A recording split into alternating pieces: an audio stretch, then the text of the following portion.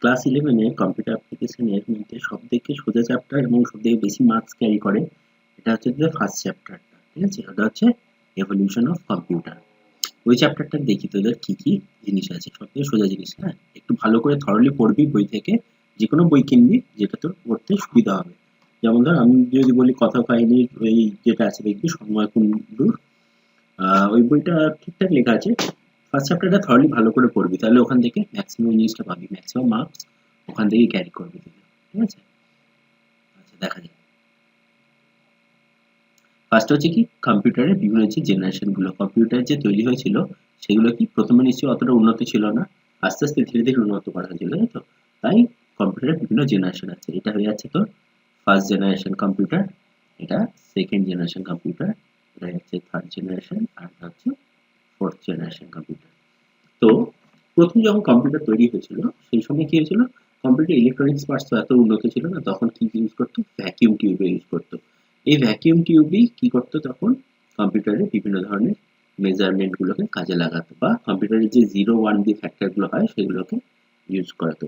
তো vacuum tube হচ্ছে first generation কম্পিউটারের সবথেকে প্রথম ইলেকট্রনিক্স যন্ত্র, ঠিক আছে? তাছাড়া কি করা হতো, মেমোরি হিসেবে আমরা তখন পাঞ্চ কার্ডকে ইউজ করতাম, পাঞ্চ কার্ডের ভিতরে বিভিন্ন ধরনের পাঞ্চিং করানো হতো এবং সেখান থেকে তার রেজাল্টটাকে মেজারমেন্ট করতে, যে কি হতো না হতো।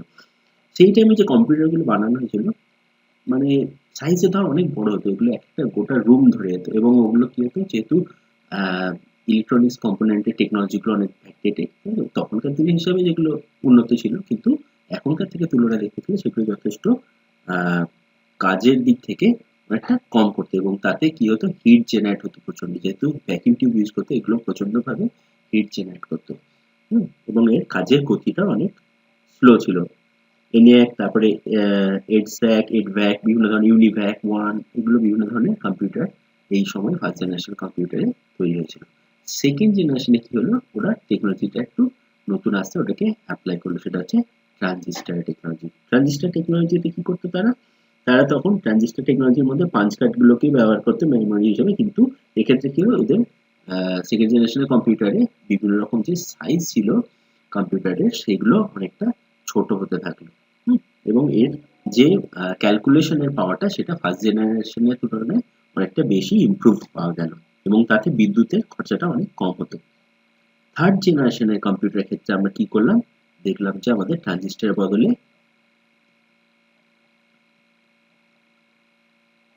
মাইক্রোপ্রসেসর কাজে লাগলো। মাইক্রোপ্রসেসর কি হচ্ছে, মাইক্রোপ্রসেসর হচ্ছে এমন এক ধরনের চিপ যার ভেতরে এখানে বিভিন্ন ধরনের ট্রানজিস্টর বল বা ক্যাপাসিটর বল, হ্যাঁ, বা তোর ডায়োড বা যে কোনো জিনিস যেমন যেমন তাদের দরকার হতো, সেরকম জিনিসগুলোকে একটা ইন্টিগ্রেটেড সার্কিট বা আইসির মধ্যে দিয়ে ইমপ্লাই করে দিত। এই আইসির ভিতরে বিভিন্ন যে পিন গুলো রয়েছে, এই পিনের মাধ্যমে বিভিন্ন ধরনের কনফিগারেশন হতো, কোনোটায় ধর ভোল্টেজ কানেকশন যেত, কোনোটা ধর ডেটা ট্রান্সফার হতো, কোনোটা ডেটার পজিটিভিটি নেগেটিভিটি চেক করা হতো, এরকম ভাবে বিভিন্ন রকম মাইক্রোপ্রসেসর। তখন কি করলো, একটা আইসি বা মাইক্রোপ্রসেসরের ইউজ করা হলো থার্ড জেনারেশনে। আচ্ছা, সেকেন্ড জেনারেশনের কম্পিউটার কিছু উদাহরণ হচ্ছে পিডিপি ওয়ান, আইবিএম এ 7000, হানিওয়েল 2000, এগুলো হচ্ছে second generation computer. Third generation কম্পিউটারের কিছু উদাহরণ হচ্ছে IBM 360, PDP 8, CDC 6600। আচ্ছা, থার্ড জেনারেশন কম্পিউটার ক্ষেত্রে মনে রাখবি, এই যেমন এটা মেমোরি আর এটা মেমোরি হিসেবে পাঁচ কার্ডকে মূলত ইউজ করা হতো। থার্ড জেনারেশন কম্পিউটারে আমরা কি করলাম, তখন ম্যাগনেটিক ডিস্ক বা ম্যাগনেটিক টেপকে ইউজ করা শুরু করলাম।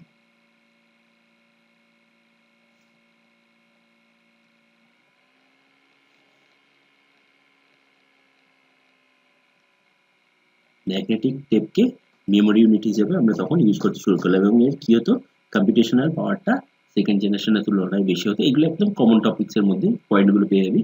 আর এটা হিট জেনারেশনটাও কম করতো, এবং ক্যালকুলেশন পাওয়ারটা অনেকটা বেশি হলো, এবং আকারেও অনেকটা কম হলো। এবং এটা মূলত বলতে গেলে কিছুটা বহনযোগ্য বলা চলতে পারে, মানে যে পুরো ঘর জুড়ে ওখানেই পড়ে থাকবে সেরকম না, এটাকে ট্রান্সফার করা যেত একটা ঘর থেকে একটা ঘরে সেরকম ভাবে। ফোর্থ জেনারেশনের কম্পিউটারের ক্ষেত্রে আমরা কি পেলাম, ফোর্থ জেনারেশন কম্পিউটারের ক্ষেত্রে আমাদের মাইক্রো প্রসেসর সরে গিয়ে আমরা এখনকার দিনে যে প্রসেসর গুলো দেখতে পাই সেই প্রসেসর এলো, সেগুলোকে আমরা কি বলি, সিপিইউ বলে থাকি। তো মেন হচ্ছে ইউনিট এটাই, কম্পিউটারের মেন ব্রেন যেটাকে আমরা বলি সেটাই হচ্ছে এটা। তো ফোর্থ জেনারেশন কম্পিউটারের মধ্যে এই যে জিনিসটা তৈরি হলো, এটা হচ্ছে একটা কম্পিউটার প্রসেসর। এর মধ্যে প্রচুর প্রচুর ধরনের ট্রানজিস্টর আছে, প্রচুর প্রচুর ট্রানজিস্টর দিয়ে এইটা তৈরি হয়। শুধু ট্রানজিস্টর বললে ভুল হবে, ট্রানজিস্টর, ডায়োড, বিভিন্ন ধরনের সার্কিট সবকিছু দিয়ে, হ্যাঁ। এই যে এতগুলো এখানে দেখবি পিন থাকে, এই পিনগুলো দিয়ে সবগুলো কিন্তু এক একটা ট্রানজিস্টরের পিনে ডেটা সেট আপ করা থাকে।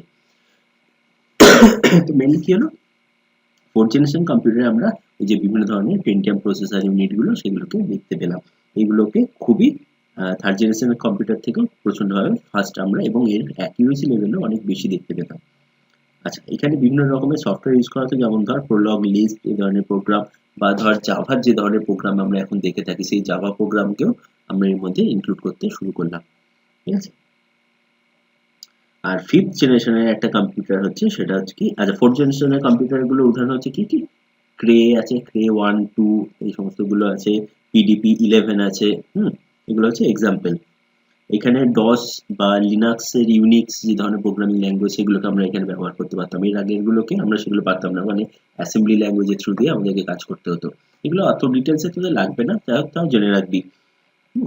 আর ফিফথ জেনারেশনের এর পরে, সব ফোর্থ জেনারেশনের পরে এখন যেগুলো ইউজ হচ্ছে সেগুলো হচ্ছে ফিফথ জেনারেশন কম্পিউটার। সেগুলোর মধ্যে ম্যাক্সিমাম দেখতে হবে আর্টিফিশিয়াল ইন্টেলিজেন্সই কাজ করে। মানে যেমন ধর আমরা হিউম্যান কোনো নিড, সেটাকে আমরা যদি কম্পিউটারকে বুঝিয়ে থাকি, সেটাকে ও বিশ্লেষণ করবে, অ্যানালিসিস করবে, এবং তার মতন করে আমাদেরকে রেজাল্ট দিতে পারবে, যে আমার কি রকম জিনিসটা আমার দরকার, সেরকম ভাবে ওই জিনিসটাকে সার্চ করে ওর ভেতর থেকে একটা রেজাল্ট আউটপুট দিয়ে একবারে ইউজারের কাছে শো করবে।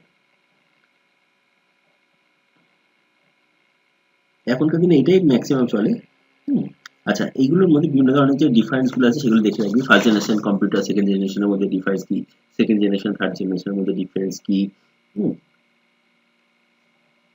তারপরে হচ্ছে তোর বিভিন্ন ধরনের জিনিস, যেমন ধর আহ, বিভিন্ন ধরনের ইন্টিগ্রেশন সিস্টেম যেটা ছিল, হ্যাঁ, ইন্টিগ্রেশন সার্কিট, এই যে আইসির যে ব্যাপারটা বললাম, আইসির বিভিন্ন ধরনের জিনিস দেখতে পাবি। একটা হচ্ছে ধর ফার্স্ট হচ্ছে কি এসএসআই টাইপের, সিঙ্গেল স্মল স্কেল ইন্টিগ্রেশন থাকে, এসএসআই। স্মল স্কেল ইন্টিগ্রেশনটা কি, ওটা হচ্ছে যে আমাদের যে ট্রানজিস্টরের সংখ্যাগুলো থাকতো ইন্ডিকেটেড সার্কিটের মধ্যে, সেটা হচ্ছে লেস দ্যান 10 থাকতো। ঠিক আছে। তারপরে হলো কি মিডিয়াম স্কেল ইন্টিগ্রেশন, এমএসআই। সেটাই কি হয়ে গেল, সেটার রেঞ্জটা একটু বেড়ে গেল, সেটা হয়ে গেল 10 থেকে 100 এর মধ্যে ট্রানজিস্টরের সংখ্যা। তারপরে এসে গেল কি large scale integration, LSI. LSI এসে গেল কি 100 থেকে 1000 এর মধ্যে।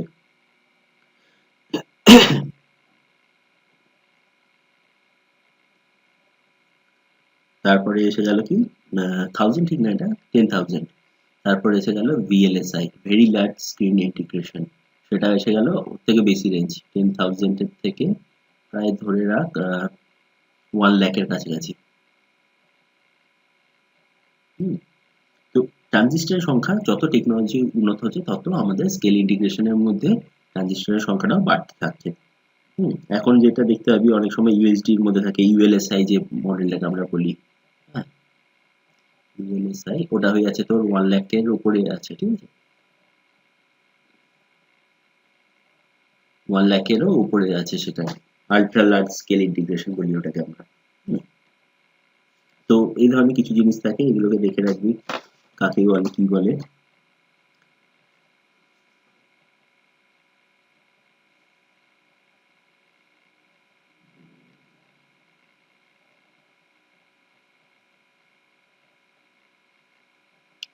এরপর আসছে কি ক্লাসিফিকেশন অফ কম্পিউটার। কম্পিউটারে আমরা বিভিন্ন রকম ভাবে ভাগ করে থাকি, সেটা তাদের টাইপ অনুযায়ী, ক্যাটাগরি অনুযায়ী, যে কিরকম কিরকম টাইপের আমরা কম্পিউটার, এটা তোরা জানিস ছোটবেলা থেকে।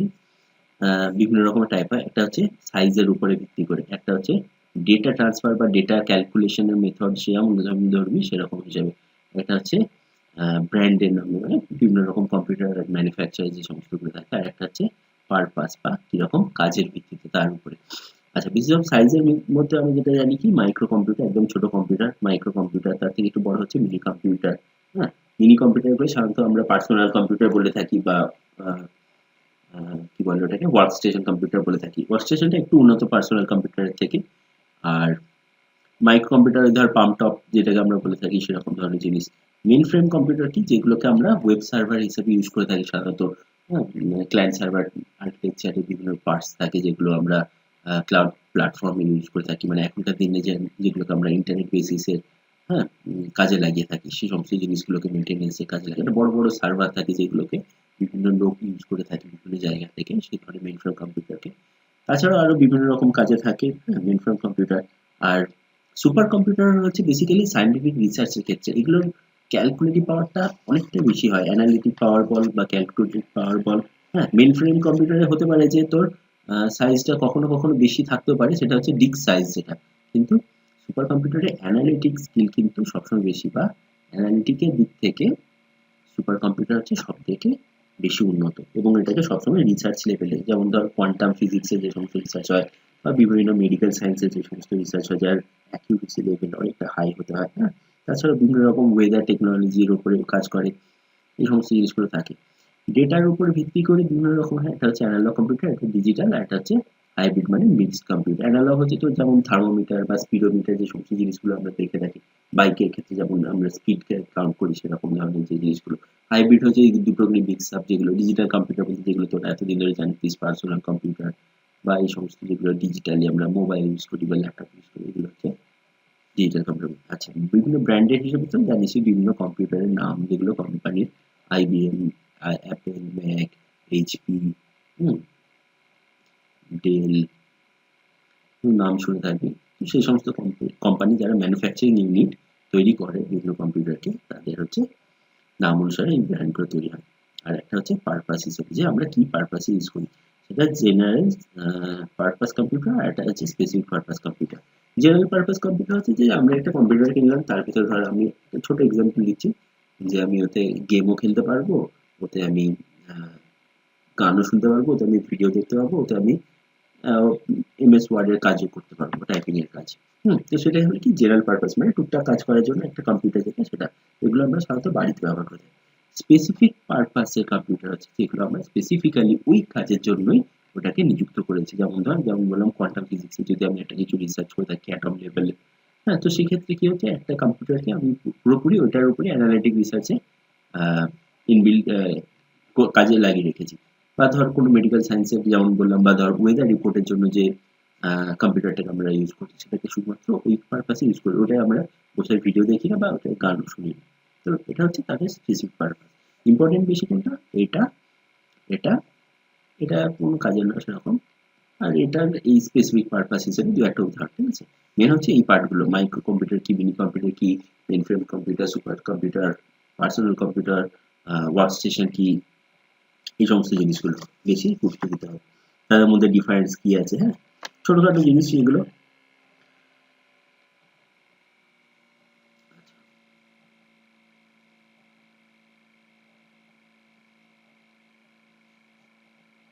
এবার কি আছে, ইউজ অফ কম্পিউটার।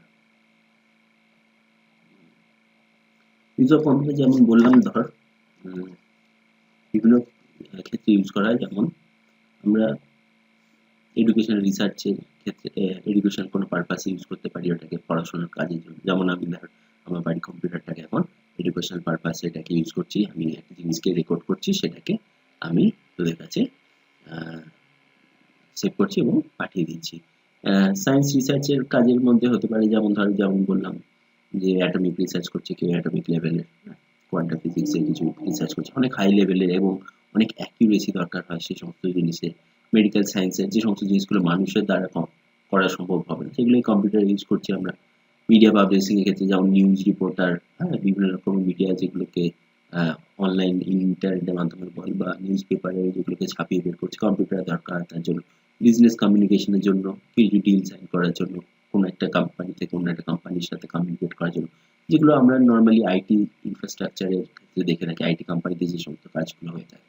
এছাড়া হচ্ছে কি এন্টারটেনমেন্ট পারপাসে, যেমন গান শোনা, সিনেমা দেখা, যা কিছু কাজ বলতে পারি, গেম খেলা, সব কাজগুলো আমরা ওখানে করতে পারি। এছাড়া হচ্ছে স্পেসিফিক কাজের মধ্যে আরো আছে গভর্নমেন্ট এবং মিলিটারি ওয়ার্ক, মানে যেগুলো আমরা অ্যাডমিনিস্ট্রেটিভ ওয়ার্ক।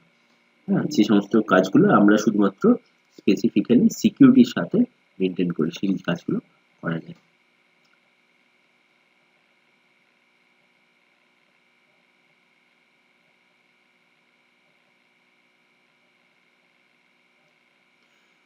আচ্ছা, এবার হচ্ছে কি, এটা খুব ইম্পর্টেন্ট বোঝার জন্য, ভালো করে block level of block diagram of a computer. একটা কম্পিউটারে কিভাবে ফাংশনালিটি গুলো কাজ করে সেটাকে দেখানোর জন্য।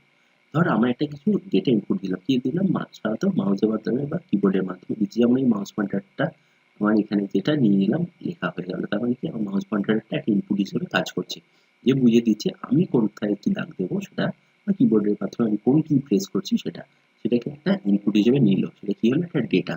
প্রসেস ডেটাকে বলা হয় সবসময় processed data equal to information। সবসময় মনে রাখবি কি, যে ডেটা বলে আমরা যে জিনিসটাকে দিচ্ছি সেটা হচ্ছে একটা র ডেটা, হ্যাঁ, সেটা কোনো মিনিংলেস একটা, সেটা একটা ছোট ভ্যালু মাত্র, কিন্তু ওটাকে যখনই আমরা প্রসেস করব, একটা প্রসেস ডেটাকে আমরা ইনফরমেশন বলে থাকি। মানে ওই ডেটাটাকে নিয়ে আমি যখন কাজে লাগাবো সেটা হচ্ছে আমার কাছে ইনফরমেশন। ধর আমি তোকে বললাম যে 5, এই 5টা কি, 5 টাকা বললাম, না 5টা কারোর রোল নাম্বার বললাম, না যাই হোক কিছু, আমি এটা থেকে কিন্তু ডিফাইন করতে পারছি না যে এই 5টা কি জিনিসটা। কিন্তু আমি যদি তোকে বলি যে এই 5টা হচ্ছে যে আমার যে ছেলে রোল নাম্বার হচ্ছে 5, তাকে আমি বলছি কিছু, তার মানে কি হলো, এখানে আমি ডিফাইন করলাম যে 5টা আমি দিয়েছি সেটা হচ্ছে স্পেসিফিক কারোর রোল নাম্বার, যেটা থেকে সে বুঝতে পারবে যে আমি কাকে বলি। তার মানে দেখ, ইনপুট আমি যেটা নিচ্ছি সেটা হচ্ছে একটা নাম্বার মাত্র বা একটা ভ্যালু মাত্র, কিন্তু ইনফরমেশন হিসেবে আমি তাকে কি দিচ্ছি, প্রসেস করার পর সেখানে বুঝিয়ে দিচ্ছি যে সেটা একটা রোল নাম্বার হিসেবে তাকে দিয়েছিলাম, সেটা একটা প্রসেস ডেটা, তাই এটাকে একটা ইনফরমেশন বলা হয়। তো প্রসেসটা কি করে হচ্ছে দেখা যাক। ইনপুট করছি আমরা যখন, সেটা ফার্স্টে কোথায় যাচ্ছে, ফার্স্টে গিয়ে ইনফর্ম করছি মেইন মেমোরিকে। মেইন মেমোরি কি দিয়ে তৈরি হচ্ছে, মেইন মেমোরির মধ্যে আবার দুটো পার্টকে হ্যান্ডেল করতে বলছে, একটা বলছে কন্ট্রোল ইউনিট, একটা হচ্ছে এএলইউ পার্ট। কন্ট্রোল ইউনিটের কাছে যখনই মেইন মেমোরি একটা সিগন্যালকে দিচ্ছে, তখন কি বোঝাচ্ছে, যে আমি তাকে একটা ইনফরমেশন দিয়েছিলাম, এখানে কি করতে হবে তুমি ভেবে রাখো। ও কি করবে, এবার ও দেখবে যদি এটায় কোনো ধরনের ম্যাথমেটিক্যাল প্রসেসিং থেকে থাকে, তো কি করবে, ও বলবে অ্যারিথমেটিক লজিক ইউনিটের কাছে চলে যাবে এবং সেটাকে কাজ করার পর আবার কন্ট্রোল ইউনিটের কাছে ফেরত আসবে। কন্ট্রোল ইউনিট তারপর ওটাকে নিয়ে ডিসাইড করবে যে এটাকে আমাকে কি করতে হবে, হ্যাঁ, সেটাকে কি আমাকে কোথাও স্টোর করে রেখে দিতে হবে। যেমন আমার এটা হচ্ছে অক্সিলারি স্টোরেজ, মানে আমার কোনো একটা সেকেন্ডারি হার্ড ডিস্ক ডিভাইস বা কোনো ধরনের সিডি ডিভিডি বা কোনো ধরনের পেন ড্রাইভ ধরা, তো আমাকে কি সেইখানে সেভ করতে হবে, নাকি আমাকে ওইটাকে নিয়ে এই মনিটরের মধ্যে চালান করতে হবে, যেখানে আমি ডাইরেক্ট ইউজারকে তার আউটপুটটা দেখিয়ে দেবো, মনিটর হোক বা প্রিন্টার হোক, ঠিক আছে। তো সেক্ষেত্রে কি হলো, পুরোপুরি একটা সিপিইউ এর এই যে ব্লক ডায়াগ্রামটা, এটা হচ্ছে পুরোপুরি একটা সিপিইউ এর কাজ করা যে প্রসেস, সেটা কিভাবে কাজ করে। তাহলে ফার্স্টে কি হচ্ছে, ইনপুট নিচ্ছে একটা মাউস এবং কিবোর্ড, যে কোনো জিনিস বা যে কোনো ইনপুট ডিভাইসের মাধ্যমে, সেটা আমরা পরে দেখবো আবার কি ধরনের ইনপুট ডিভাইস হয়, কি ধরনের আউটপুট ডিভাইস হয়। তো ইনপুট দিচ্ছে, সেই ইনপুট নিয়ে এটাকে কি করছে, main memory control processing unit CPU এর থেকে কন্ট্রোল ইউনিট ডিসিশন নিচ্ছে যে এখানে কোনো স্টেটমেন্ট আছে নাকি কোনো ধরনের ম্যাথমেটিক্যাল ইনফরমেশন আছে। ম্যাথমেটিক্যাল ইনফরমেশন থাকলে বলছে আগে এএলইউ দিয়ে ওটাকে সলভ করা, তারপর দেখা যাবে কি করা যাবে। সেটাকে সলভ করার পর সে দেখছে সেটাকে কি আমাকে স্টোর করে রাখতে হবে কোথাও, নাকি আমাকে ওটাকে আউটপুট ডিভাইসে ইউজারের কাছে ওটাকে থ্রো করে দিতে হবে। সেই অনুযায়ী সে ডিসিশন নেয় এবং কম্পিউটার এভাবেই কাজ করে থাকে।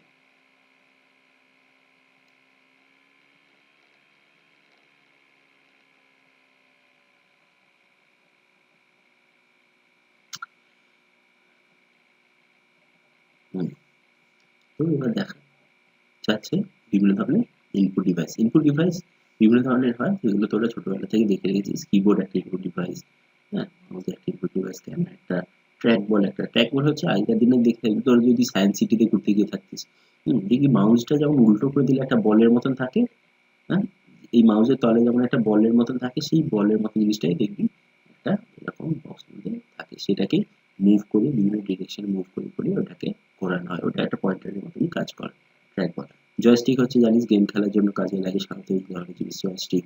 লাইট পেন হচ্ছে লাইটের ডিরেকশনের জন্য, হ্যাঁ, যেখানে আমি লাইটটাকে যে পয়েন্ট করবো মনিটরে, সেই জায়গাটায় আমার পয়েন্ট হয়ে দেখাবে, এটা হচ্ছে দূর থেকে ফোকাস করানোর জন্য কাজে লাগে। টাচ স্ক্রিন জানিস একটা মনিটরকে যেখানে আমরা টাচ করতে পারবো, সেটা যেমন মোবাইলের স্ক্রিনটা আমাদের কাছে টাচ স্ক্রিন এক ধরনের ইনপুট নিয়ে যাচ্ছে। ওসিআর হচ্ছে অপটিক্যাল কার্ড রিডার, এটা হচ্ছে কি এক ধরনের কার্ড রিডারে কাজ করে। ওসিআর এর ভেতর দিয়ে আমরা যে কোনো জিনিসকে রিড করাতে পারি, যে আমি যেটাকে ধর খাতা কলমে লিখেছি সেটাকে আমি চেক করাতে চাই। সে কি করবে, ওটাকে স্ক্যান করবে এবং আমার যে হ্যান্ড রাইটিং গুলো আমি এখানে এ লিখেছি, বি লিখেছি, সি লিখেছি, ওগুলোকেও গেট করে আইডেন্টিটি নেবে। যদি এই ক্যারেক্টারটা সিমিলার টু এ এর মতন লাগে ওর, ওটাকে কনভার্ট করে এ টেক্সট হিসেবে ডিজিটালি কনভার্ট করে নেবে এবং ওটাকে টাইপ করিয়ে নেবে। তার মানে কি হয়, হাতের লেখা থেকে ওটা সাধারণত কম্পিউটার টাইপিং এর মধ্যে কনভার্ট করে দেওয়া হয়। তারপর আছে এমআইসিআর, এটা হচ্ছে ওই ব্যাংকের বিভিন্ন চেক টেক, বিভিন্ন আইডেন্টিটি ম্যাগনেটিক ক্যারেক্টার রিকগনিশনের মাধ্যমে স্টোর করা থাকে, সেগুলোকে চেক করানো হয়। অপটিক্যাল বারকোড রিডার হচ্ছে বিভিন্ন ধরনের বারকোড রিডার, যারা ধরে দেখে বিভিন্ন শপিং মলে গেলে এই ধরনের বারকোড দিয়ে একটা ছোট স্লিপকে স্ক্যান করে নিচ্ছে, যার ভিতরে এরকম কালো কালো বিভিন্ন রকম দাগ থাকে। তো সেটাকে স্ক্যান করে নিলে কি হয়, ওর ভিতর থেকে একটা সিরিয়াল নাম্বারকে ও অটোমেটিক গেট করে নেয়, ওটাকে ও ওখানে বিলের মধ্যে ছাপিয়ে দেয় যে এই নম্বর প্রোডাক্টটা আমার বিক্রি হয়েছে। সেটা হচ্ছে অপটিক্যাল বারকোড রিডার। তাছাড়া হচ্ছে ভয়েস রেকগনিশন ডিভাইস, বিভিন্ন রকমের মাইক্রোফোনের মতো ডিভাইস থাকে, যেগুলো কি করছে, আমাদের ভয়েসের ইনপুটটাকে ও আমাদের কম্পিউটারের মধ্যে প্রেরণ করে দিচ্ছে এবং সেখানে গিয়ে স্টোর হচ্ছে বা যে কোনো প্রসেস করছে।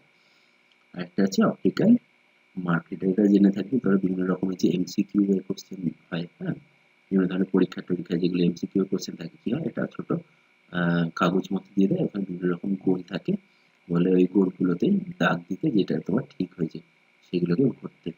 কি হয় ওখানে, ওয়েমারের এখানে বিভিন্ন রকমের স্ক্যানার থাকে, যে কি করে ও পুরো পেজের লিঙ্কটাকে স্ক্যান করে নিতে পারে এই কোডগুলোর মাধ্যমে।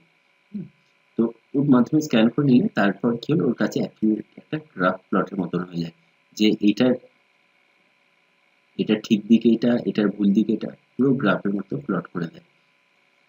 তো কি হয় তখন, ওই প্লটিং থেকে অটোমেটিক ক্যালকুলেট করে দেয়, এটা হচ্ছে 1A, এটা হচ্ছে 2D, এটা হচ্ছে 3C, এরম ভাবে ও অটোমেটিক ভেবে নেয় যে এখানে এখানে ঠিক অ্যান্সার হচ্ছে 2C, তাহলে এখানে গ্রাফ পয়েন্টের মধ্যে কি এটা আছে, যদি না থেকে থাকে তাহলে ওটা ভুল হয়েছে, নাহলে ওটা ঠিক হয়েছে, এরকম ভাবে ওটা চেক করে। এটা হচ্ছে অপটিক্যাল মার্ক রিডার মাধ্যমে।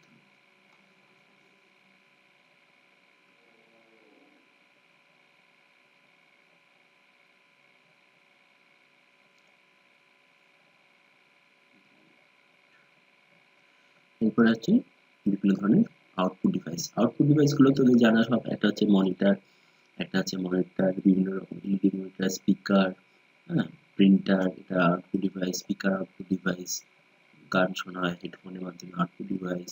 সাউন্ড কার্ড কি করে, বিভিন্ন রকম কম্পিউটার থেকে বেরোনো সাউন্ডটাকে একটা সাউন্ড কার্ডের মাধ্যমে ও বিভিন্ন রকমের ট্রান্সফার ইউনিটে দিয়ে দেয়। যেমন ধর তোর যদি হেডফোন হয়ে থাকে, দেখবি একটাই জ্যাকের মাধ্যমে তোর হেডফোনের কাজ করে যাচ্ছে, হ্যাঁ। অনেক সময় দেখবি কম্পিউটারে দুটো জ্যাকের পোর্ট থাকে, একটা হচ্ছে ইনপুট, একটা হচ্ছে আউটপুটের জন্য। তো এরকম ধরনের বিভিন্ন সাউন্ড কার্ডের ফাংশনালিটি থাকে। কোনোটা দেখবি 7.1, আমরা যেমন জানি স্পিকারের 5.1, 2.1, হ্যাঁ, এই ধরনের বিভিন্ন জিনিসের কনফিগারেশনের জন্য সাউন্ড কার্ড কাজে লাগে, সেটা এক ধরনের আউটপুটের কাজ করে। তারপর হচ্ছে প্লটার। প্লটার হচ্ছে এক ধরনের প্রিন্টিং ডিভাইসের মতনই, যে কি করে গ্রাফিক্যাল প্রিন্ট করতে সাহায্য করে। প্রিন্টারের মতনই একরকম জিনিস, প্রিন্টারের মতনই কাজ করে। ও কি করে, ওটাকে আমরা যেমন যেমন কম্পিউটার ডেটাটাকে প্রিন্ট করতে চাই, সেরকম ভাবে ও প্লটারের মাধ্যমে ওই জিনিসটাকে ছাপিয়ে বের করতে পারে। আর একটা হচ্ছে কি প্রজেক্টর। প্রজেক্টরটাও জেনে থাকবি, আমাদের স্কুলে আছে, যদি তোরা হয়তো দেখিসনি এখনো। হ্যাঁ, ওটা কি করে, আমাদের একটা প্রজেক্টর সিনেমা হলে দেখে থাকবি, আগেকার দিনে সিনেমা হলে কি ছিল, এরকম একটা বক্সের মতন, এখানে তার থেকে বিভিন্ন রকম করে আলো বেরোতো, সেটা গিয়ে স্ক্রিনের মধ্যে রিফ্লেক্ট হতো এবং সেখানে আমরা মানুষের ছবি দেখতে পেতাম, তাই না?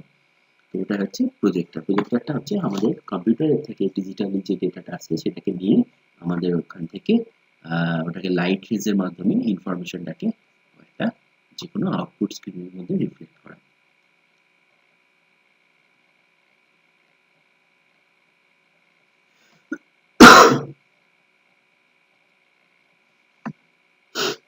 আচ্ছা, এরপর হচ্ছে টাইপস অফ প্রিন্টার। প্রিন্টার কত রকমের, কি কি প্রিন্টার আছে। প্রিন্টার তোরা সাধারণত দু তিন রকমের জেনে থাকবি, inkjet printer, laser jet printer,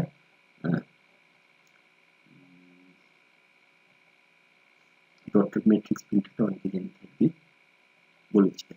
first হচ্ছে কি, দু রকমের প্রিন্টার টাইপ হয়, একটা হচ্ছে ইম্প্যাক্ট প্রিন্টার, একটা হচ্ছে নন ইম্প্যাক্ট প্রিন্টার। মানে ধর ইম্প্যাক্ট প্রিন্টার কোনগুলো, যেগুলো আমি প্রেস করে করে লিখছি, কিছু লিখতে গেলে সেগুলোকে জোরে জোরে, যেমন খাতায় যদি আমি লিখি একটা বল পেন দিয়ে জোরে জোরে চেপে চেপে, হ্যাঁ, সেক্ষেত্রে কি হচ্ছে, বা পেন্সিল দিয়ে লিখছি জোরে জোরে চেপে, কি হয়, ওখানে একটা ইমপ্রেশন দাঁড়িয়ে যায়, মানে একটা ছাপ তৈরি হয়, তাই এগুলো হচ্ছে একটা ইম্প্যাক্ট প্রিন্টারের মধ্যে।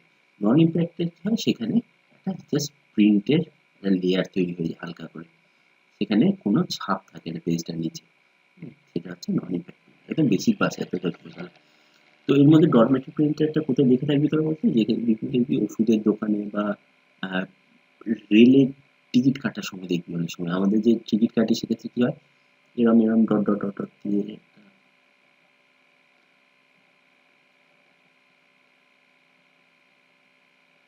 দেখ এ বি এরকম ভাবে লিখলাম ডট ডট ডট ডট, তাই না?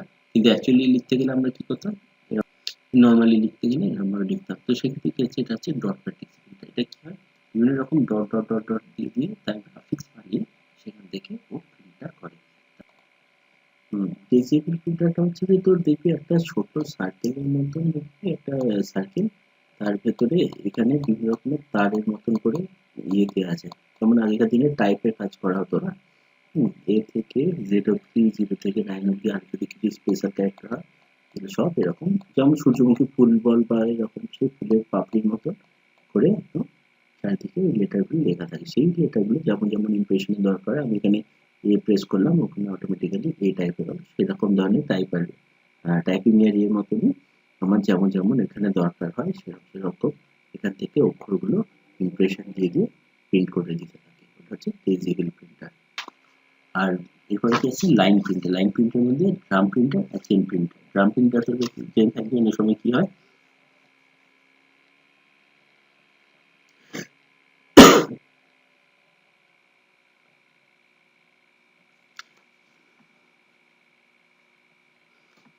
যেগুলো হচ্ছে তোর কি বলবো, জেরক্স জেরক্সের মেশিন গুলো দেখেছিস অনেক সময়, হ্যাঁ? জেরক্সের মেশিন গুলোর ক্ষেত্রে কি হয়, ওটা এক ধরনের প্রিন্টের কাজ করে। ওর ভেতরে কি হয়, একটা ড্রাম বা একটা স্পুলার থাকে, সেটা কি হয় ঘুরতে থাকে অটোমেটিক। তো লাইন প্রিন্টারে কি করে, এক ধরনের ইম্প্যাক্ট তৈরি করে। হুম, সেটা তো, এবং সেই ক্ষেত্রে কি হয় যে এখানে একটা সম্পূর্ণ লাইন একবারে প্রিন্ট করে। মানে আমরা যদি দেখি যে কিছু ধর টাইপ করছি, হ্যাঁ, ক্যারেক্টারের ক্ষেত্রে কি হলো, এরকম ভাবে ও প্রিন্টটা করলো, একটা ক্যারেক্টারকে একবারে প্রিন্ট করলো, পরের লাইনে আবার ধর দুইটাকে এরকম ভাবে প্রিন্ট করলো। আচ্ছা, লাইন প্রিন্টের ক্ষেত্রে কি হচ্ছে, ধর এখানে এ একটা ছিল, বি একটা ছিল, এরম এরম ধর প্রিন্ট করছিল ক্যারেক্টার প্রিন্টারটা, ঠিক আছে? একটা একটা করে ক্যারেক্টার, এ একটা, বি একটা, এগুলো একটা একটা ক্যারেক্টার, তো তাকে এ বি সি এরকম একটা একটা করতে। লাইন প্রিন্টারের ক্ষেত্রে কি হয়, ধর আমার এখানে কিছু একটা লেখা ছিল, ধর কম্পিউটার একটা ওয়ার্ড ধর, ঠিক আছে? তো ক্যারেক্টার প্রিন্টারের ক্ষেত্রে কি হলো, সি একবার, ও একবার, এম একবার, বিভিন্ন এক একটা লেটারকে ধরে ধরে ও প্রিন্ট করবে। সেটা হতে পারে তার বিভিন্ন লেটারের স্ট্রাকচার দিয়ে করলো, কি ইমপ্রেশন এক একটা নিডলের মাধ্যমে ডট করে করে করে করে বানালো, সেটা তার ব্যাপার। এটা হচ্ছে ক্যারেক্টার টাইপের প্রিন্টার। আর লাইন টাইপের প্রিন্টার কি, কম্পিউটারটা যদি একটা লাইনে লেখা থাকে, ও পুরো কম্পিউটার ওয়ার্ডটাকে অ্যাট এ টাইম একবারে প্রিন্ট করবে। সেটা হচ্ছে লাইন প্রিন্টার।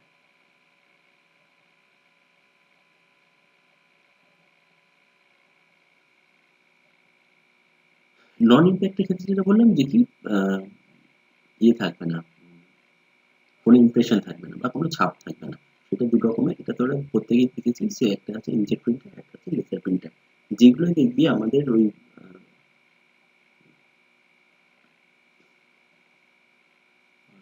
ছোট ছোট যে প্রিন্টারের সাইজ গুলো হয়, হ্যাঁ, বিভিন্ন সাইবার ক্যাফেতে দেখে থাকবি, সেইগুলোর ক্ষেত্রে কি হয়, অনেক সময় তোদেরকে বলে দেয়, দেখবি যে প্রিন্ট করার পর ওতে জল যেন না লাগে, জল লাগলে কি হবে, নষ্ট হয়ে যাবে। সেগুলো হচ্ছে ইনজেক্ট। আর কি ওর ভেতর কি হয়, একটা কার্টিজ, এগুলো তোদের অ্যাকচুয়ালি সিলেবাসে এত ডিটেলসে নেই, তবু শুনে রাখ জিনিসগুলো, হ্যাঁ। একটা কার্টিজ থাকে, সেই কার্টিজের এই নিচে থেকে নিডলের মাধ্যমে কালি বেরোতে থাকে, ড্রপারে করে কালি বেরোতে, এবং সেটাই গিয়ে পেপারের মধ্যে ছাপা হয়। তো সেটা হচ্ছে কি ইনজেক্ট প্রিন্টারে। লেজার প্রিন্টারে আবার এইরকম কার্টিজ থাকে না, ওটা অন্য ধরনের একটা কার্টিজ থাকে, ড্রাম টাইপের। সে কি করে, ওই পেজটা যখন যায়, ওই পেজের মধ্যে ওই ড্রামের মধ্যে দিয়ে বিভিন্ন রকমের ম্যাগনেটিক ইলেকট্রিক এফেক্টের মাধ্যমে ও ক্যাপচার করে যে যে জায়গাগুলোর সেন্সের দরকার হয়, সেই সেই জায়গায় এ বি সি যেমন যেমন লেখা আছে বা কোনো ছবি আছে সেই অনুযায়ী ওখানে প্রিন্ট করে। সেটা কি দিয়ে তৈরি হয়, একরকম পাউডার দিয়ে তৈরি হয়।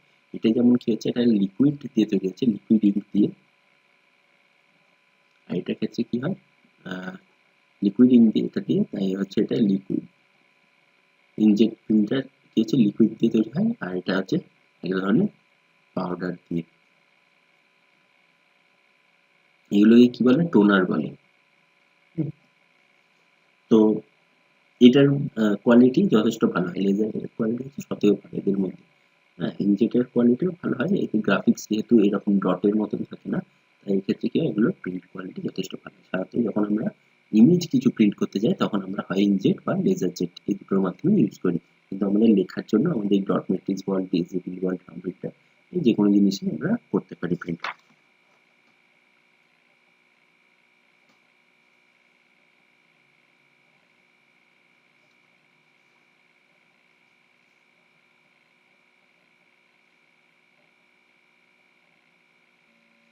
আচ্ছা, এবার দেখ এটা হচ্ছে টাইপস অফ মেমোরি, মানে কি কি ধরনের মেমোরি টাইপকে আমরা কম্পিউটারে বা ডিজিটাল মেশিনের ক্ষেত্রে আমরা একটা ক্যালকুলেটর মেশিনের ক্ষেত্রে ব্যবহার করে থাকি।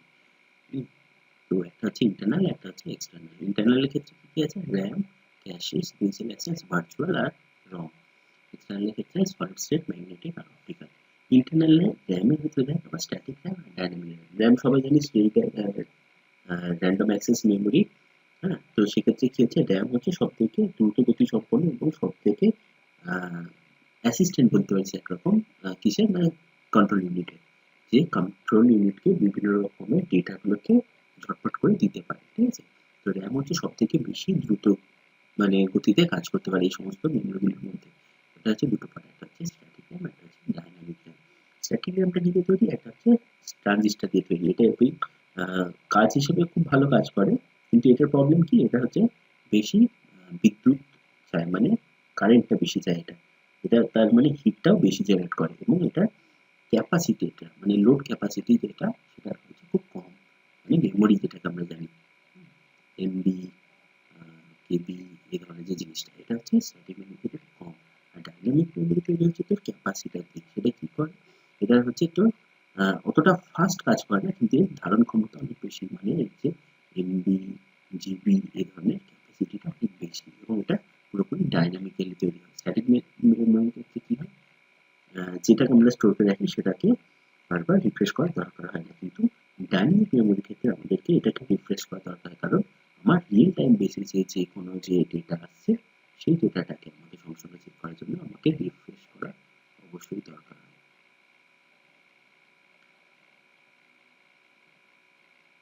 ক্যাশ মেমোরি জানিস, ক্যাশ মেমোরি হচ্ছে যে আমাদের রেজিস্টার মেমোরি হিসেবে একটা জিনিসকে ইউজ করা হয়ে থাকে। ক্যাশ মেমোরি কি করে, সাধারণত যে ধরনের ডেটাগুলো আমাদের বারবার ক্যালকুলেশনের মধ্যে বল বা সিপিইউ এর মধ্যে দিয়ে, মানে মেন প্রসেসরের মধ্যে দিয়ে বারবার আমাদের হিট করে যে ধরনের ইনফরমেশনগুলো। ধর আমি পার্টিকুলার এই জিনিসটা, ধর আমি একবার করে মাউস পয়েন্টারটা নিচ্ছি, একবার করে হাইলাইটারটা নিচ্ছি। তো কি হচ্ছে, কম্পিউটারের ক্ষেত্রে একটা ইনস্ট্রাকশন যাচ্ছে যে আমার এই কাজের মধ্যে, এখনকার কাজের মধ্যে মাউস পয়েন্টার সিলেকশন আর এই হাইলাইটারের সিলেকশনটা বেশি পরিমাণে ইউজ হচ্ছে। তাই কি করবে, ও ও অটোমেটিক্যালি ক্যাশের মধ্যে ও এই ধরনের ইনস্ট্রাকশনটা যেটা এই প্রসেসটাকে করতে তাড়াতাড়ি কাজে হবে, সেইগুলোকে ক্যাশের মধ্যে স্টোর করে রাখে। তার জন্য কি হবে, আমার এই এক্সিকিউশনটা অনেক ফাস্ট হবে। আমার এটাকে যত তাড়াতাড়ি নরমালি যত তাড়াতাড়ি ক্লিক করলে কাজ হবে, তার থেকে অনেক বেশি কাজ হবে তারপর। কারণ কি করবে, সে অটোমেটিক্যালি এটাকে বারবার প্রসেস না করে ওই প্রসেস ইউনিটটাকে ক্যাশ মেমোরিতে ধরে রেখে দেয়। বিভিন্ন ধরনের ক্যাশ মেমোরি হয়ে থাকে, তোরা শুনে থাকবি একটা সিপিইউ এর প্রসেসরের ক্ষেত্রে L1, L2, L3 এই ধরনের ক্যাশ মেমোরি থাকে। হ্যাঁ, এটা খুব কম হয়, এটা কয়েক কেবিতে হয়ে থাকে, এটা ধর এমবিতে হতে পারে, এখনকার টেকনোলজি যা হয়েছে এটা এমবিতে হয়ে থাকে। এরা কি করে, তিন ধরনের পার্ট করে, এই হচ্ছে সবার বেশি জিনিসটাকে নিয়ে ধরে থাকে। তারপরের জিনিসটা এর নিয়ে থাকে সবথেকে প্রাইমারি লেভেলে, যেটা দেখছে শুধুমাত্র এটারই কাজ হচ্ছে, সেই জিনিসটাকে ও নিয়ে থাকে। মানে ধরে রাখ সবথেকে বেশি প্রায়োরিটি পায় কে, L1। L1 মেমোরিটা সবথেকে বেশি প্রায়োরিটি পায় ক্যাশের ক্ষেত্রে। সিকোয়েন্সিয়াল অ্যাক্সেসও সেম লেভেলেরই জিনিস, এটা তো অতটা সিলেবাসের মধ্যে নেই। হ্যাঁ, এও একটা ক্যাশে মেমোরির মতনই কাজ করে, ও একটা বাফার স্ট্যাক ইউজ করে, সেক্ষেত্রে বিভিন্ন জিনিসকে স্টোর করে রেখে দেয়, যেমন যেমন দরকার হয় স্ট্যাক থেকে রিভোক করে আর সেই জিনিসটাকে ইউজ করাতে কাজে লাগায়। বিভিন্ন স্ট্রাকচার হয়, LIFO, last in first out, first in first out, LIFO, last in last out, LILO, বিভিন্ন টাইপের হয়। ভার্চুয়াল মেমোরি তোরা জেনে থাকবি, যখন আমাদের কম্পিউটারে ধর তোদের ভাষাতে বোঝাচ্ছি, ধর আমি একটা গেম খেলতে চাইছি, কম্পিউটারের মধ্যে আমি একটা গেম ইনস্টল করেছি, কম্পিউটারের মধ্যে আমি একটা গেম ইনস্টল করেছি, সেই গেমটা কি বলছে আমার দু 2 GB র্যাম লাগবে, 2 GB র্যাম লাগবে। এবার আমি দেখছি কি আমার বাড়ির কম্পিউটারটা 1 GB মাত্র র্যাম দিয়ে তৈরি। তাহলে কি হচ্ছে, আমার 1 GB র্যামের শর্টেজ হচ্ছে। তার মানে কি হচ্ছে, গেমটা আমি কিন্তু ঠিক করে খেলতে পারবো না। চলতেই পারে, সেটা ডিপেন্ড করছে তার হার্ডওয়্যার স্পেসিফিকেশনের উপর, কিন্তু অ্যাকচুয়ালি আমি গেমটা খেলতে পারবো না এর রেকমেন্ডেশন অনুযায়ী। তার মানে কি হচ্ছে, আমার এই 1 GB কোনোভাবে শর্টেজ হওয়ার জন্য, র্যামের অভাবের জন্য আমি কিন্তু গেমটা খেলতে পারবো। কিন্তু এখনকার কি হয়, যে আমি যদি গেমটাকে খেলতেই চাই, সেক্ষেত্রে কি হলো, আমি এটাকে 1 GB হিসেবে এইচডিডি থেকে, হার্ড ডিস্ক ড্রাইভ থেকে এক্সট্রা একটা পেজিং ফাইল ক্রিয়েট করে নিলাম। সেই পেজিং ফাইল কি করবে, আমাকে ভার্চুয়াল মেমোরি হিসেবে কাজ করাবে। অনেকটা কনসেপ্ট কি বলছে তাহলে, তোরা ভেবে দেখ। যখন আমার মেন মেমোরির ক্ষেত্রে কোনো অভাব দেখা দিচ্ছে, মানে এই র্যামের ক্ষেত্রে কোনো অভাব দেখা দিচ্ছে, বা আরো এটাকে ফ্লুয়েন্সি আনতে গেলে, মানে আমি আরো ভালোভাবে কাজ করতে চাই যখন মনে হবে, সেই ক্ষেত্রে কি করব, তার অ্যাসিস্ট্যান্ট হিসেবে আমি ভার্চুয়াল মেমোরিকে দেবো। তার মানে এক ধরনের কি হয়, দেখা যায় প্রসেসর একটা ইউনিট, প্রসেসরকে ফার্স্ট কি হেল্প করছে, L1 L2 এই ধরনের ক্যাশ মেমোরি গুলো অ্যাসিস্ট্যান্ট হিসেবে কাজ করছে। তার সাথে সাথে কারা কনজুগেটলি কাজ করছে, বিভিন্ন ধরনের প্রাইমারি মেমোরি বা র্যাম গুলো। র্যাম গুলোর সাথে সাথে হেল্পিং হিসেবে কারা কারা রয়েছে, ক্যাশে বারবার এর সাথে একের সাথে নক করছে, যে আমার কি কি প্রসেস কাজ আছে, দরকার হলে আমাকে বলো, আমি দিয়ে দেবো, আমার কাছে রাখা আছে। না হলেও কি করছে, বলছে তোমার যদি র্যামের অভাব হয়ে গিয়ে থাকে, হুম, তাহলে গিয়ে তুমি আমার কাছ থেকে ভার্চুয়াল মেমোরি থেকে নিতে পারবে। এটা আরো ডিটেলস অনেক কিছু থাকে, এত তোদেরকে জানতে হবে না। মেনলি জেনে রাখ যে র্যামের যদি আমার কোনো সময় ফ্লুয়েন্সি দরকার হয়, র্যামের ক্ষমতা বৃদ্ধি করার জন্য আমাদেরকে ভার্চুয়াল মেমোরি ইউজ করতে পারি। এই ভার্চুয়াল মেমোরি কিন্তু অ্যাকচুয়ালি র্যাম নয়, কিন্তু অ্যাক্টিং অ্যাজ এ র্যাম, মানে সে কাজ করবে র্যামের মতন করে। এটা অ্যাকচুয়ালি তৈরি হচ্ছে কি, আমার কোনো সেকেন্ডারি লেভেলের মেমোরি ইউনিট থেকে, সেটাকে আমাকে শেয়ার অ্যাজ এবং অ্যাক্ট অ্যাজ এ র্যাম হিসেবে ইউজ করা হবে। আচ্ছা, সেটা হতে পারে কিসে, বিভিন্ন ধরনের টাইপের রমের ওপর, সেই রমকে কিন্তু আমরা ভার্চুয়াল মেমোরি বা ক্যাশ মেমোরি যে কোনো জিনিসে ইউজ করাতে পারি। আচ্ছা, রমের বিভিন্ন টাইপ, এমরম বা রম যেটা আমরা নর্মালি জানি, রিড অনলি মেমোরি বিভিন্ন ধরনের, সবচেয়ে পুরোনো টাইপের রম হচ্ছে এমরম। তারপর কি ছিল, প্রোগ্রামেবল রিড অনলি মেমোরি মানে পিরম। পিরমের ক্ষেত্রে কি দেখা যায়, পিরমের ক্ষেত্রে আমরা যেটাকে একবার লিখে ফেলি মেমোরি ইউনিটে, সেটা কিন্তু আর বোঝা যায় না, সেই জিনিসটা আমাদের ওখানে স্থায়ী হয়ে থেকে যায়। ইপিরম এর ক্ষেত্রে কি দেখা যায়, electrically programmable read only memory. এটা হচ্ছে বিভিন্ন রকমের ইলেকট্রনিক্যালি আমরা এটাকে প্রোগ্রাম করে থাকি, এবং যার থেকে আমরা বিভিন্ন রকমের যে ইউভি রেজ হয়, হ্যাঁ, সেই দিক দিয়ে ওই ইউভি রেজ ইউজ করে ওখানে রিমুভ করতে পারি। ইপিরমটা হচ্ছে কি, electrically erasable programmable read only memory. এটাও এক ধরনের হাই টেকনোলজির রম ইউনিট বলতে পারিস, যেটার মধ্যে কি হয়, আমরা কারেন্টের মাধ্যমে বিভিন্ন জিনিসকে স্টোর করতে পারি। এবং রমে কি হয়, আর এটার মধ্যে তফাৎ হচ্ছে একটা ছোট্ট জায়গা, যে এটার মাধ্যমে আমি যদি কিছু ইরেজ করতে যাই ইউবি এর মাধ্যমে, ও কি করবে, পুরো ইউনিটটাকে ও ইরেজ করে দেবে। কিন্তু ইপি রমের ক্ষেত্রে আমার কোনো একটা পুরো ইউনিট, আমার কোনো সিলেক্টিভ ইউনিটকে আমি যদি রিমুভ করতে চাই, সেটাকে কিন্তু আমি করতে পারি ইপি রমের মাধ্যমে। এটা হচ্ছে লাস্ট টেকনোলজি যেটাকে আমরা ম্যাক্সিমামলি ইউজ করে থাকি। এছাড়া একটা আছে কিন্তু, ওটা হচ্ছে ইউভিপি রম। ইউভিপি রমটা হচ্ছে ওর থেকে উন্নত, এবং ওটা টেম্পোরারি স্টোর করে সব জিনিসকে, ওটা কারেন্ট চলে গেলে মানে সবকিছু চলে যাবে ওই জিনিসটা। ওটা হচ্ছে ইউভিপি রম।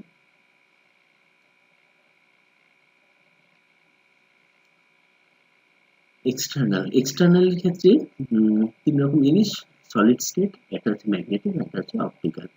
অপটিক্যালের ক্ষেত্রে দেখ, সিডি ডিভিডি এই সমস্ত জিনিসগুলো হচ্ছে অপটিক্যাল, যেগুলোকে আমরা বিভিন্ন রকম রেজের মাধ্যমে একটা সিডির ভিতরে বিভিন্ন রকম ইউভি রে বা যে কোনো রের মাধ্যমে কি হয়, ওরা কি করে, লেজারের মাধ্যমে যে ট্র্যাক গুলো থাকে, মানে এর ভেতরে যে ছোট ছোট আমরা রিং গুলো দেখতে পাই, সেই রিং গুলোকে ওরা কেমিক্যাল রিয়াকশন করে এবং সেটাকে চেঞ্জ করে বিভিন্ন ধরনের ডেটাকে স্টোর করে, সেটা পজিটিভ বা নেগেটিভের মাধ্যমে স্টোর হয়, এবং সেটার থেকে আমরা বিটগুলোকে ক্যালকুলেট করে ডেটাটাকে নিতে বা দিতে পারি, সেই জিনিসটাকে ইউজ করে। ম্যাগনেটিক হচ্ছে কোনটা, যেটা হচ্ছে আমরা হার্ড ডিস্ক ড্রাইভ বা নর্মাল যে ডিস্ক ড্রাইভ যেটাকে আমরা বলে থাকি, হ্যাঁ, সেই ডিস্ক ড্রাইভকে ইউজ করার কাজে লাগে। যেমন আমরা 1 GB hard disk, 200 GB hard disk, 500 GB hard disk এইগুলোকে বলে থাকি, সেটা হচ্ছে magnetic tape, magnetic disk. Solid স্টেটের মধ্যে হচ্ছে বিভিন্ন রকমের যে ফ্ল্যাশ মেমোরিগুলোকে আমরা ইউজ করে থাকি, যেমন ইউএসবি মেমোরি বা কোনো ধরনের memory card, SD memory card যেটাকে ধরে বলে থাকি, মোবাইলে মেমোরি কার্ড হিসেবে যেগুলোকে ইউজ করি, এগুলো হচ্ছে বিভিন্ন রকমের সলিড স্টেট ড্রাইভ। এগুলো সাধারণত খুব ভালো কাজ করে, এগুলো অনেক ফাস্ট উন্নত হয়। এই জন্য এখনকার টেকনোলজিতে ম্যাগনেটিক ডিস্কের থেকেও সলিড স্টেটকে বেশি ইউজ করতে চায়। হ্যাঁ, কারণ ম্যাগনেটিক টেপটাকে এক রকমের রাউন্ড ডিস্ক থাকে ভেতরে, ওটাকেও সিক করতে হয় বিভিন্ন এর মাধ্যমে, নজেল থাকে ওর ভেতরে, ওই বিভিন্ন সেক্টর গুলোকে ফাইন্ড করতে হয় যে কোন জায়গায় কি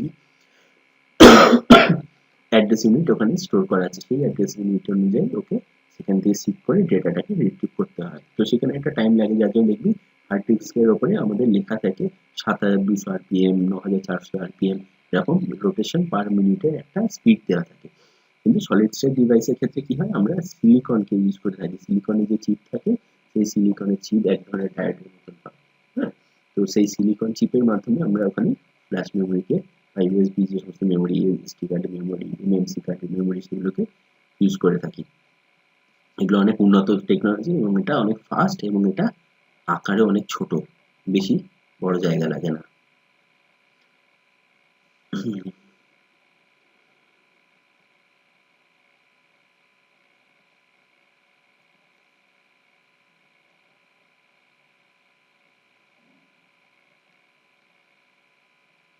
আচ্ছা, এরপর হচ্ছে কন্ট্রোল বাস। বিভিন্ন ধরনের যে বাসগুলো আছে, মানে বিভিন্ন সিস্টেম আর্কিটেকচারের ব্যাপার এটা কম্পিউটার, যে আমার কাজ যেমন ভাবে আমি দেখেছিলাম ব্লক ডায়াগ্রামটা কি করে কাজ করে, ব্লক ডায়াগ্রাম সেরকমই একটা কন্ট্রোল বাস, অ্যাড্রেস বাস আর ডেটা বাসের মিউচুয়ালি কিভাবে কাজ করা হয়। সরি, মেন বাস হচ্ছে কি সিস্টেম বাস, যেটাকে আমরা বলে থাকি। সিস্টেম বাসের ভেতরে আমাদের তিনটা পার্ট, একটা হচ্ছে কন্ট্রোল বাস, একটা হচ্ছে অ্যাড্রেস বাস, একটা হচ্ছে ডেটা বাস। ডেটা বাস কি করে, আমাদের ডেটাগুলোকে নিয়ে যায়, যেমন বলেছিলাম সেই 5, সেরকম ডেটা 5 রাম যা হোক একটা কিছু ডেটা বাসের মাধ্যমে যায়। অ্যাড্রেস বাসের মধ্যে কি যায়, এই জিনিসটাকে আমাদের স্টোর করতে হলে কোন অ্যাড্রেস লোকেশন স্টোর করতে হবে, এই জিনিসটাকে আমাকে স্টোর করতে হলে কোন অ্যাড্রেস লোকেশন স্টোর করতে হবে, সেই আর্কিটেকচারটা অ্যাড্রেস বাস। কন্ট্রোল বাস কি করে, ডিসিশন মেকিং করে। ডিসিশন মেকিং মানে যে আমার কোন বাসটা কোন জায়গায় এক্স্যাক্টলি কোন জিনিসটাকে স্টোর করবে, এর পেছনে কি লজিক হবে, হ্যাঁ, কি ইনস্ট্রাকশন আছে আমাকে সেটাকে সেভ করার জন্য, সেইগুলোকে কন্ট্রোল ইউনিট বা কন্ট্রোল বাসের মাধ্যমে চেক করা হয়।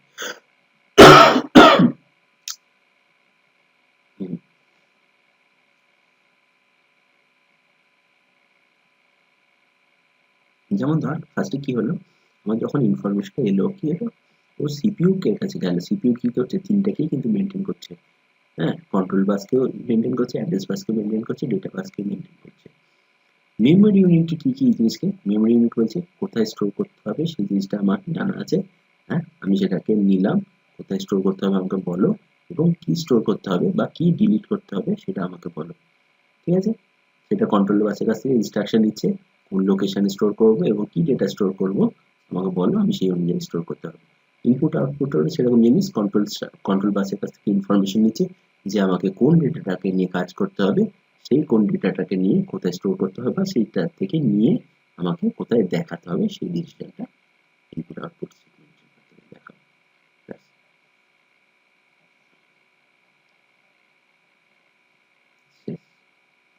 ঠিক আছে, পরের চ্যাপ্টারটা আছে তোদের ইম্পর্টেন্ট একটু, ওটা হচ্ছে বুলিয়ান অ্যালজেব্রা যে চ্যাপ্টারটা, ওটা একটু কনসেপচুয়াল আছে। ঠিক আছে, ওটা একটু ভালো করে দেখাবো ডিটেলসটা। এটা থিওরি পার্ট বেশি আছে, এটা বই থেকে ভালো করে পড়বি, যে জিনিসগুলো দেখালাম এই জিনিসগুলোরই ডিটেলস পার্টগুলো আরো ভালো করে দেখবি। কোনো অসুবিধা হলে আমাকে জিজ্ঞাসা করবি।